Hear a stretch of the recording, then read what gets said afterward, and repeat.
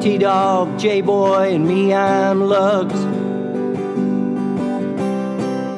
Our pride and joy is pumping our mugs.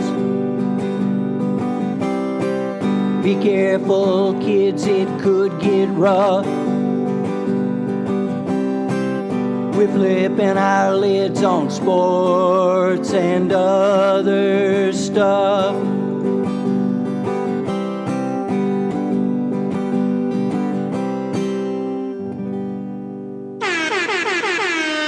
We're not talking about vaccinations or masks. You can have those arguments in the office. Here we're talking about sports. And everybody, no, wait a minute. Here we're talking sports. And, oh, wait a minute. That often results in disagreements too, right? Okay, let's be civil because we can all get along. Maybe. For 30 minutes or so. Now, here's what you've been waiting for.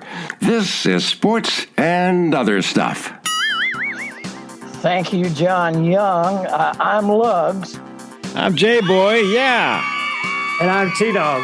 That's right. Welcome to Sports and Other Stuff. We're here for you. College football, we're talking bye-bye Harbaugh. Hello, Sparty.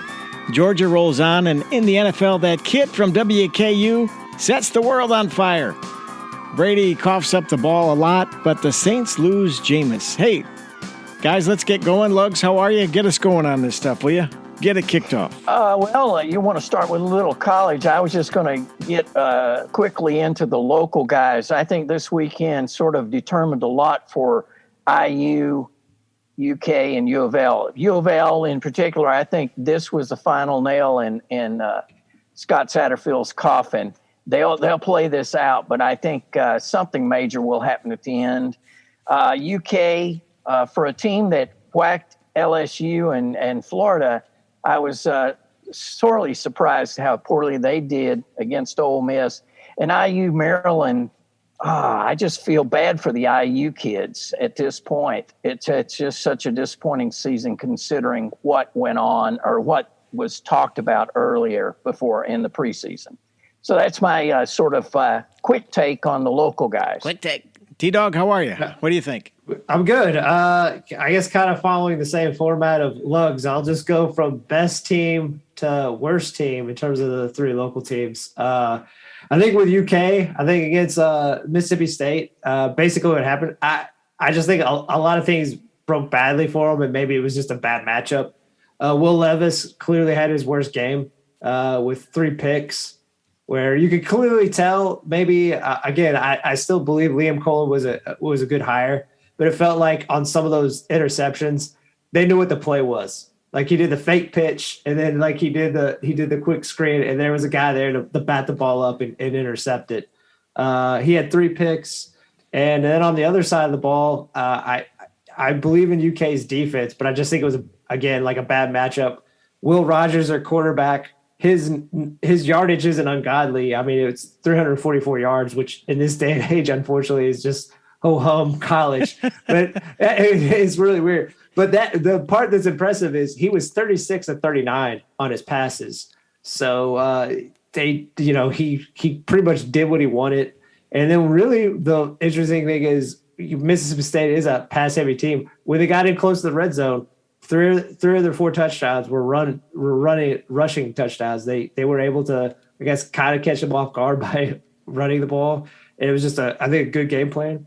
U of L, I mean, it really just came down to 2 parts. On defense, their secondary got shredded. Devin Leary threw for 317 yards, 4 touchdown passes for NC State.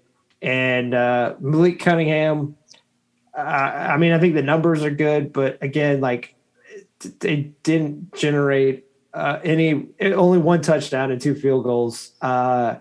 Unless you have Georgia's defense, which clearly U of L does not, that's not going to win a lot of games. So both sides of the ball let them down.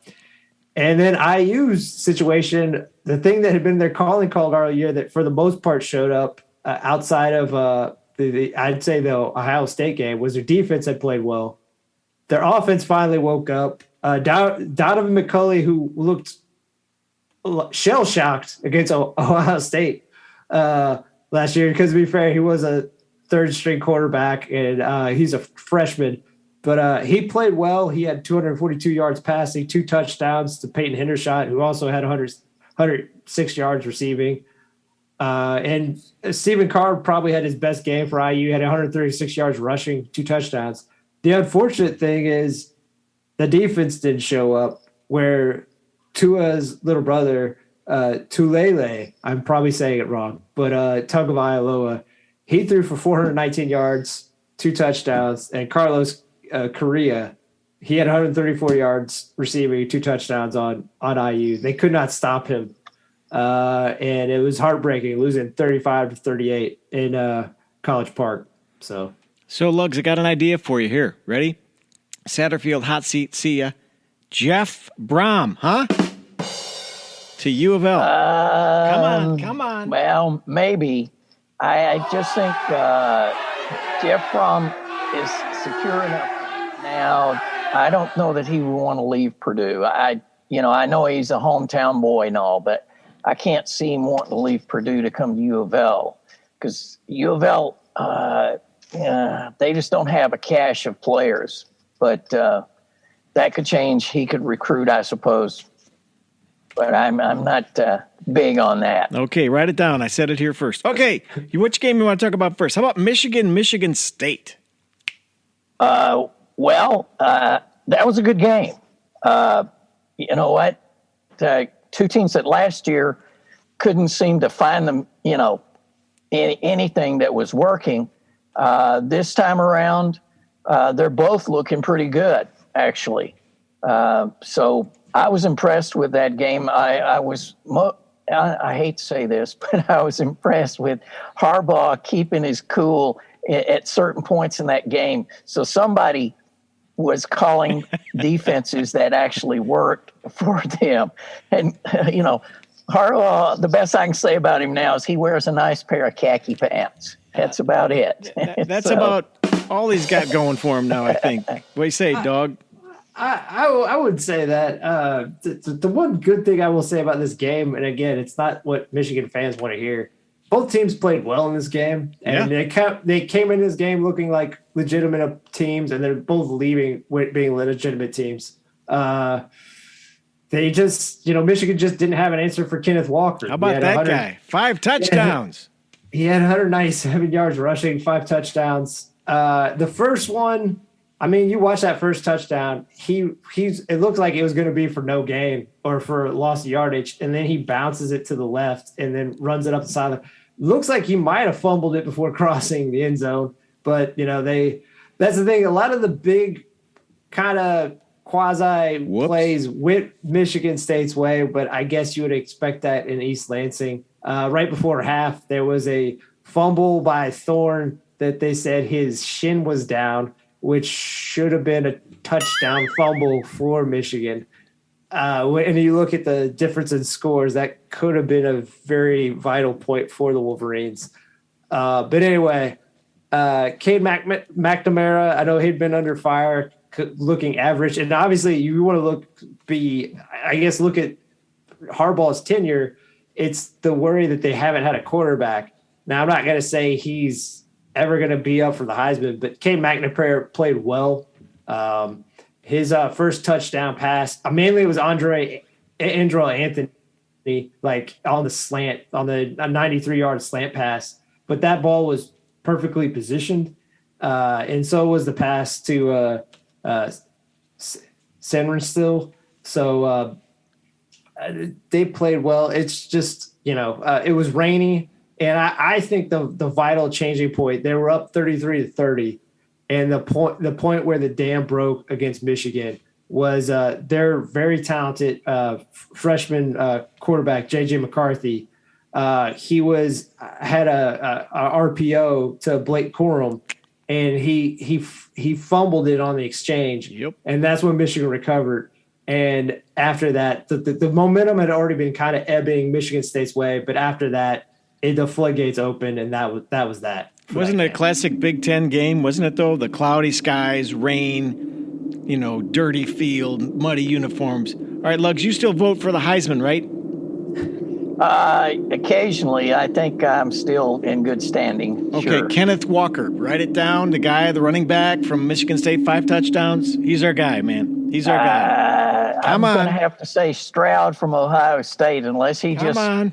has just horrendous games from here. I think he's your Heisman guy. And T-Dog, one more thing. Quarterbacks named Cade, McNown, etc. never work out. Cade. Not a good QB name. That is true. Wave That him is off. Wave him off. Okay. Hey, well, Cade McNown, he was on what? At least 24 of the 32 teams in the NFL. I mean, All right.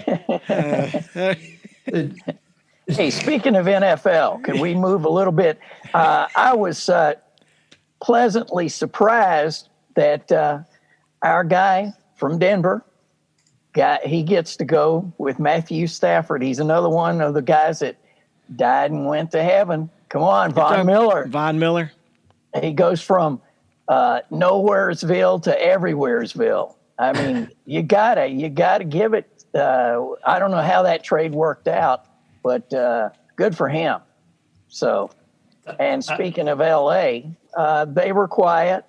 You know, for a team that's won as much as they have, they don't get a whole lot of press, but that was a good game for them. So, you know, we can go, you can't say much since they were against Houston, of course, but it was interesting. It was an interesting scrimmage that Matthew Stafford got to practice some things that they wouldn't normally do. So there you are. Scrimmage.